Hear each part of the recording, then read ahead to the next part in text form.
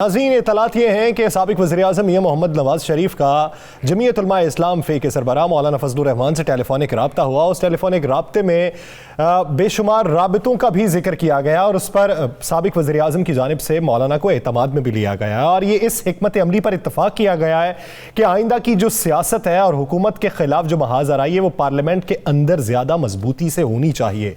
तो अपोजिशन के मुस्तक़बिल में अज़ाइम क्या हैं? अपोजिशन हुकूमत के जो मौजूदा इक़दामात है उसको किस नज़र से देखती है? इसी बारे में बात करने के लिए पाकिस्तान मुस्लिम लीग नून के सीनियर रहनुमा राना तनवीर हुसैन साहब ने हमें ज्वाइन किया है। राना तनवीर साहब, बहुत शुक्रिया आपके वक्त का। राना तनवीर साहब, अगर आज के वफाकी काबीना के इजलास की कहानी आपको बताऊं तो उसमें यह फैसला हुआ वज़ीर आज़म इमरान खान साहब की जानिब से कि मियां शहबाज शरीफ साहब को टारगेट किया जाए और इस ज़िमन में तमाम वफाकी वज़रा और पार्टी तर्जुमानों को गाइडलाइन भी जारी की गई है। अगर इस तरीके से वफाकी काबीना के इजलास में अपोजिशन को टारगेट करने का फैसला कर लिया जाए तो फिर अपोजिशन कहां जाएगी? मैं तो शुरू से कहता हूं कि ये स्वाए पॉलिटिकल विक्टिमाइजेशन के और कुछ भी नहीं गवर्नमेंट कर रही। इतनी तवज्जो अगर ये अपनी गवर्नेंस पे देते, लोगों की बेहतरी के लिए काम करने पे तवज्जो देते, तो शायद आज पाकिस्तान का ये हाल ना होता, ये हालात मुख्तलिफ होते। इन्होंने अपना सारा टाइम इस पे जोर लगा दिया। अब आखिर में यही रह गया कि शहबाज साहब जो है जो ये समझते हैं, जो हुकूमत है या इमरान खान समझता है कि अगर कोई मुझे इस वक्त कोई थ्रेट है या कोई सब्स्टिट्यूट है तो वो सिर्फ शहबाज शरीफ ही है। तो इसलिए उसको फोबिया हुआ है शहबाज शरीफ साहब का, और रात दिन उसको एक ही काम है कि किस तरह शहबाज साहब को केसेस के जरिए कोई ऐसे केस बनाए जाए जिससे उनको साइड लाइन किया जाए। तो मैं समझता हूँ कि ये नामुमकिन है जो जिस ट्रैक पे वो चल रहा है। अब जिस तरफ बात जा रही है, मेरा ख्याल ये रुकने वाली नहीं है। अब तो सारी चीजें खुल रही हैं, ऐसा बाहर आ रही हैं।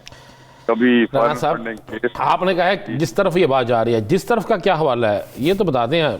जिस तरफ आप किधर इशारा कर रहे हैं, उनकी तरफ इशारा कर रहे हैं जिन पे पहले इल्जाम लगता था, या किसी और तरफ? नहीं, मैं समझता हूँ कि मेरी जो मुराद है कि ये चीजें जिस तरफ जा रही हैं वो मौजूदा हुकूमत के चल चलाओ की तरफ जा रही है।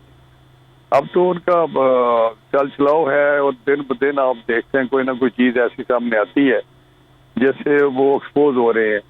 पहले तो गवर्नेंस की बात होती थी, पहले तो उनकी पॉलिसीज की बात होती थी कि इन पे मुल्क नहीं चल रहा। अब तो उनके ज़ाती जो मामलात हैं वो भी इस तरह करप्शन के हों, वो फंडिंग को हों, उनकी इनकम टैक्स अगर वो एक साल पहले 2 लाख देते हैं तो अब 98 लाख रुपया इनकम टैक्स दिया है। तो वो रेशो जो इनकम टैक्स की है उससे उसकी इनकम की रेशो अगर मैच कराएं तो वो भी अनप्रेसिडेंटेड है। इतनी मल्टीप्लाई होना है एक साल में। तो वो पैसे किधर से आए, क्या सोर्स ऑफ इनकम था जो 2018 में नहीं था। लेकिन राना साहब, इस हिसाब से देखें तो शहबाज शरीफ साहब की फिर इनकम गिरी है नीचे? नहीं, देखिए ये जो चीजें ना इनकम टैक्स की, ये उस हवाले से होती है कि मैं खुद भी इनकम टैक्स देता हूँ। कभी ज्यादा फसल हो गया तो ज्यादा इनकम टैक्स दे दिया, कभी ज्यादा प्रॉफिट हो गया तो ज्यादा इनकम टैक्स दे दिया। तो ये चीजें चलती रही, कम हुआ तो कम दे दिया। ये तो टैक्स मैनेजमेंट भी एक लफ्ज है, वो आपके वकला करते हैं। लेकिन मैं जो बात कर रहा हूँ शहबाज साहब का गिरना या ऊपर जाना इस रेशो से नहीं है। आप देखेंगे तो 5-10 लाख ऊपर नीचे होता रहता है।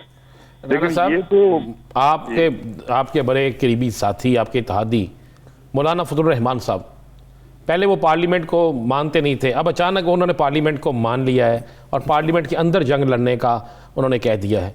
तो क्या आप लोगों ने मनाया उसे या उन्हें किसी तरफ से इशारा मिला? नहीं, मेरा ख्याल है हमने उनको मनाया है कि जो शुरू से हमारा स्टांस था वो यही था कि हमें बड़ा एक प्लेटफॉर्म जो सिस्टम, देखें ये पार्लियामेंट्री सिस्टम है। तो मैंने कहा है, जैसे मुझ पे इतराज भी आया, आपके प्रोग्राम में भी कोई बात थी कि हमें अपनी जो स्पेस है पार्लियामेंट्री एक प्रोसेस में वो कम नहीं करनी चाहिए। हमें अपनी स्पेस लेनी है, जो कि मैं समझता हूँ कि शुरू दिनों में शायद उस तरह हमने नहीं ली। وہ یہ بھی تھا کہ کیسز اتنے زیادہ بنا دیے گئے کہ ہم اس طرح نہیں وہ کر سکے، رول ادا کر سکے.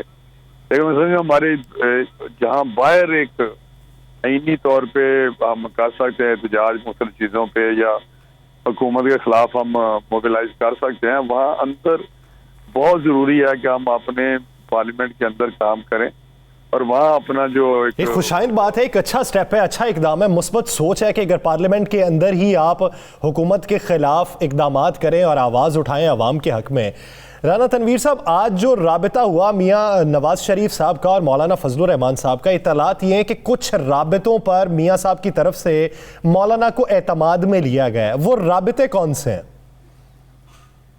دیکھیں آنیسٹلی میں بتاؤں کہ مجھے ایسے کوئی جس اینگل سے آپ بات کر رہے ہیں وہ میں سمجھتا ہوں کہ نہ اس قسم کا رابطہ میاں نواز شریف صاحب کریں گے تو نہ ہو سکتا ہے، جو میری ایک اسیسمنٹ ہے. کیونکہ ایک کام وہ جدوجہد کر رہے ہیں، اس جدوجہد کے ذریعے انہوں نے بہت زیادہ تکلیفیں بھی برداشت کی اور جو کیسز دیکھے. تو اب اس میں میرا حال ہے اگر اس کو کوئی اگر بات کرتا ہے کوئی اس قسم کی کہ ہم آئین اور قانون کی پاسداری کی بات کریں یا شفاف الیکشن کی بات کریں، تو اس میں میرا حال ہے کسی کی بات سننے میں یا اس بات کو ماننے میں کوئی حرج نہیں ہے. لیکن کوئی اس قسم کے رابطے جس کی کوئی آپ کو بتا رہے ہیں کہ شاید کسی اور قوتوں کی طرف سے ہوتے ہیں رابطے مختلف پولیٹیکل لوگوں سے بھی ہوتے ہیں، کوئی جمہوری لوگوں کی طرف سے بھی ہوتے ہیں، لیکن میں اس پہ کوئی زیادہ نہیں سمجھ سکتا. چلے رانا صاحب، ہم اس پہ بات کر لیتے ہیں جس کا جواب آسان ہوگا. آج ایک آڈیو بڑی ڈسکس ہو رہی ہے ہر ٹی وی چینل پہ. آپ نے ہمیشہ میڈیا کا بھی ساتھ دیا ہے اور آپ نے بڑا بھرپور طریقے سے تنقید کو بھی برداشت کیا ہے.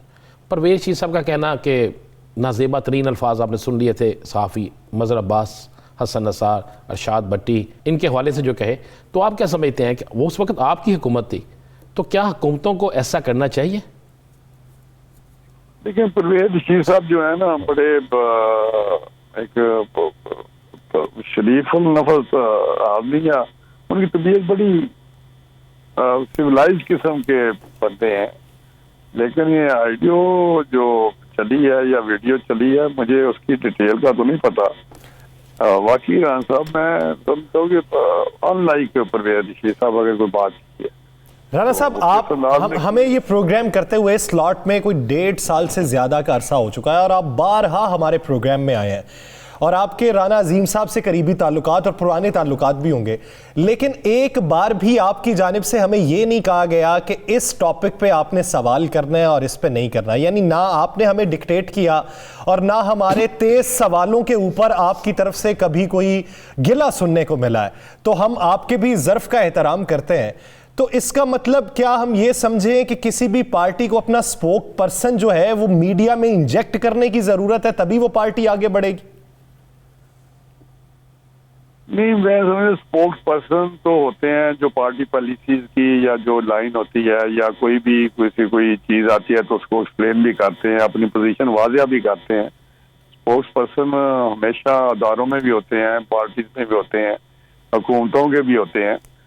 تو میں سمجھتا ہوں کہ میڈیا میں انجیکٹ کرنا تو سپوکس پرسن ہی ہوتا ہے. اس کو انجیکشن کی تو بات تو نہیں ہوتی کہ اس کو آگے کرنا کہ جی آپ وہاں تو سپوکس پرسن آپ بنا دیتے ہیں اور وہ جا کے آپ کی دفاع کرتا ہے یا آپ کی پوزیشن کو ایکسپلین کرتا ہے یا اپنی پالیسیز کو. تو کوئی سپوکس پرسن اگر ایک آدھ بندہ ہمارے آپ قابو بھی آ جائے، چلیں لیٹس پرزیوم کہ رانا عظیم صاحب کو ہم پکڑ لیتے ہیں، باقی جو 50 اس وقت میڈیا چینل بنے ہوئے ہیں اور اس پہ ہر میڈیا پہ 4 5 5 6 اینکر ہوتے ہیں، تو میں سمجھتا ہوں یہ پاسبل نہیں ہے. یہ جو بات آپ کر رہے ہیں کہ اگر رانا صاحب کو لگا دیں گے رانا عظیم صاحب کو تو سارا ماحول ٹھیک ہو جائے گا، وہ تو ہمیں یہ برداشت کرنا ہے، ہمیں کریٹیسزم اور اس کا ہم نے جواب دینا ہے. بہت شکریہ رانا تنویر حسین صاحب اس حوالے